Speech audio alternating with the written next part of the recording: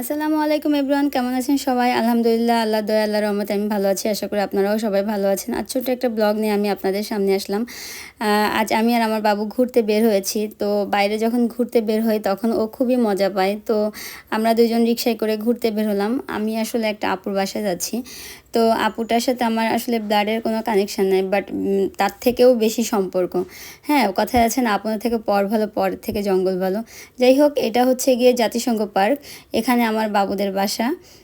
তো আমরা দুজন যাচ্ছি, তো বলছিল মাম্মি এখানে আমাদের বাসা। তো আমি বললাম হ্যাঁ বাবা। তো জাতিসংঘ পার্কের পাশে এই যে ছোট্ট একটা বাজার, এখানে আসলে ভিআইপি লোকজন বাজার করে রাতে। তো যাই হোক, আমরা ওখান থেকে মানে বাজার মানে একটু সামনে ক্রস করে আমরা 7 রাস্তার মোড়ে চলে আসলাম। আগে এখান থেকে যেতে দিত, কিন্তু এখন আসলে রাস্তা আটকায় দিছে, যার জন্য আমাদের রয়্যালের মোড় ঘুরে যেতে হয়। তো এই যে আমরা রয়্যালের মোড় ঘুরে যাচ্ছি। তো এটা হচ্ছে গিয়ে আপনার রয়্যাল হোটেল। এই হোটেলের নাম অনুযায়ী এই রাস্তাটার নাম হয়েছে রয়্যালের মোড়। রয়্যাল ক্যাসেল পাশাপাশি, হ্যাঁ, রাস্তার অপোজিটে। যাই হোক, খুলনা হচ্ছে গিয়ে আপনার সুন্দরবনের জন্য বিখ্যাত, প্লাস চিংড়ির জন্য বিখ্যাত। এই জন্য বাঘমামা আর চিংড়ি দুইজন দুই পাশে দাঁড়ায় মানে আছে। তো যাই হোক, আমরা ঘুরে চলে যাচ্ছি আপুর বাসায়।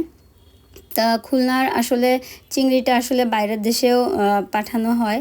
যাই হোক, খুলনা চিংড়ির জন্য অনেক বিখ্যাত। আর সুন্দরবন তো আসলে সবাই জানে পৃথিবীর, যে সুন্দরবনের কতটা গুরুত্ব। যাই হোক, আমরা ওখান থেকে চলে গেলাম আপনার রয়্যালের মোড় থেকে চলে গেলাম আপনার গরিব নওয়াজের পাশ থেকে ইকবালনগরে। তো ইকবালনগর হচ্ছে আপুর বাসা।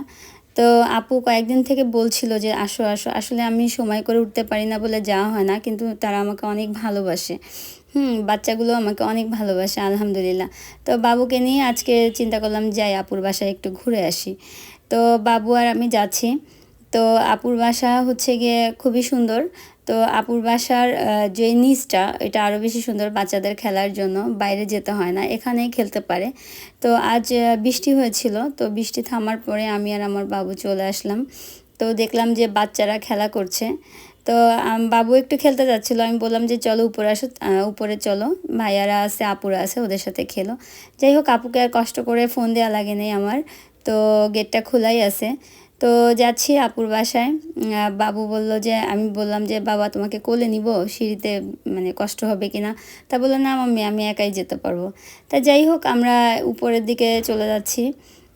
আর ও হাসছে, ও আসলে খুবই এনজয় করছে। এই যে আমরা চলে আসছি, এই যে আমাদের তানিশা বুড়ি, আমি ওকে খুবই ছোটোবেলার থেকে মানে খুবই আদর করি। আমি সবাইকে, আপুর যে কটা বাচ্চা আছে আমি সবাইকে খুবই আদর করি। ওরাও আসলে আমাকে সবাই খুব ভালোবাসে, দেখেন কতটা খুশি আসাতে। তা ওকে আমি আদর করে তানিশা বুড়িই ডাকি। তা যাই হোক, আপুর বাসায় আসার পর আপু কেক দিল খেতে। তো বাবুকে একটু কেক খাওয়াই দিলাম। বাবু কেক খেলো, আমিও একটু সামান্য একটু খেলাম। আসলে মিষ্টি আমার অতটা বেশি পছন্দ না, আমি খুবই কম খাই।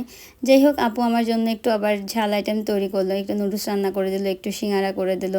তা যাই হোক, এগুলো সবই হোমমেড সিঙ্গারা টিঙ্গারা। তো খুবই মজা লেগেছে। অনেক সময় ধরে আজ আপুর সাথে গল্প করেছি, গল্প করতে করতে কখন যে রাত 10টা বেজে গিয়েছে টেরই পাইনি। তা যাই হোক, আমি আর বাবু এখন বের হয়ে যাচ্ছি। তো অনেক সময় আসলে এখানে মানে অনেক সময় হয়ে গিয়েছে, খেয়াল করি নাই, রাতও হয়ে গিয়েছে। তো আমি আর বাবু যে যাচ্ছি, বাবু আমার জন্য ওয়েট করছে। তা আপুদের কাছ থেকে বিদায় নিয়ে এই যে আমরা চলে যাচ্ছি। তো বাবু খুব দ্রুত সিঁড়ি থেকে নামছিল, তাই আমি বললাম যে বাবা আস্তে নামো, পড়ে গেলে ব্যথা পাবা, কারণ এখানে ট্রাইস করা তো, পা স্লিপ করলে বিপদ হয়ে যাবে। তো যাই হোক, বাবুটা লক্ষ্মী আছে আমাদের বাবুটা, নিজের বলে বলছি না, আসলে ওকে একটা কথা বললেও শোনে। তা যাই হোক, আমরা বের হয়ে দেখি এখানে কেউ নেই, লাইট টাইট অফ করা, আসলে রাত হয়ে গিয়েছে, বাচ্চারা সবাই ঘরে চলে গিয়েছে। তো এই যে আমরা চলে যাচ্ছি। তা বাবুকে জিজ্ঞেস করলাম আব্বু কেমন লাগলো, তো বলছে খুব ভালো লাগছে। তা আমি বললাম যে আব্বু রিক্সা ঠিক করো, ও রিক্সা ঠিক না করে ও ঠিকই দোকানের মধ্যে চলে গিয়েছে। আসলে বাচ্চা মানুষ যেটা করে।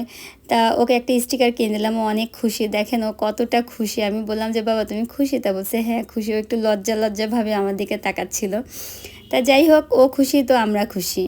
হ্যাঁ, ওকে আসলে কতটা ভালোবাসি এটা বলে বুঝাতে পারবো না। যাই হোক, আমরা শান্তিধাম মোড়ের থেকে চলে আসলাম একটু সামনে। এখানে আপনার মাটির জিনিসপত্র বিক্রি করে, এখানে অনেক ফুলের আর কি দোকান ছিল।